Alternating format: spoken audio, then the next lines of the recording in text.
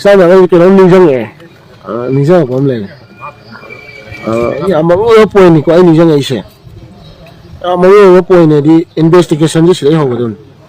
vậy nên mỗi point này ninh dương gì Megi day 3 da Megi day 3 da cái đầu kia da akoin aram bai ne yo matam da kang bai de yo ko si kang bai yu police station lai thong ji ma sai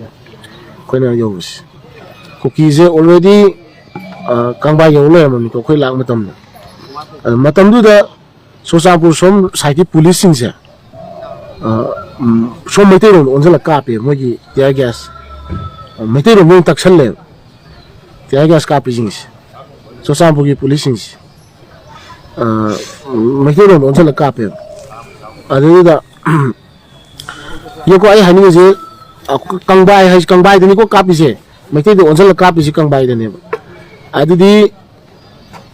kuki na lalai je mai te khun ahum su ne torbung bangla ne torbung ne adu kang bai de ne ka pi khulani lala am ne aina question ma rice hangni je aina hangni question ji sina ma no tabiu ko aina hangni question ji ka non da kuki na mai te gi khun ani lanjal aga kuki na mai te khun ani lanjal aga yum thugai ba nung thaba haurabu matam da Sosapur police na asoma kan Sosapur ri kumai bo kuki jing je phajan bai muta mai te ro onjal aga teagas kap kuki ga changmin na reise si video footage loi videos lai buni ko se moina teagas ka pai ne songi police Sosapur ka pini ko aina hajani di songi Bishampur police kai na ju Sosapur gi asom side ta changjal leiba songi police na ka pai maram di kai no da songi police na ka pai kai no da metei khon da changak pajing do chang na ka pi ne ba ada Sosapur police na manu mitu da metei rom onjala ka pi ji adu ju metei khon ani la laga torbung bangla la le adu ga torbung lanjale phauja khai yo bode ne ba metei khon changa ka pi se kai gi no sini kuki na changjal ko kuki mu chang pajing do thing mai mo ta kuki ga lone na changa ka pa lai ne adi pose wari im le ra adi kuki jing metei khon da attack to ga torbung bangla ne torbung ne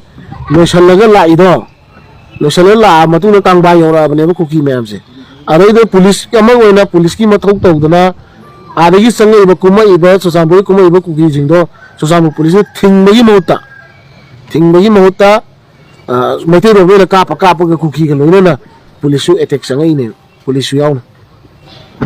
adu ni da aina hangni di si anto mun na khamen thok da bane police ka ba video footage loi lai ko evidence loi le re hu ji si anta khana ni ngai nei na hangni si tang nei na je ni ja maru oi ne sina ma metei gi som na ga ni Bishampur police na kuki da ka pa du di metei gi khun ani hanjal la ko gi ne ba adu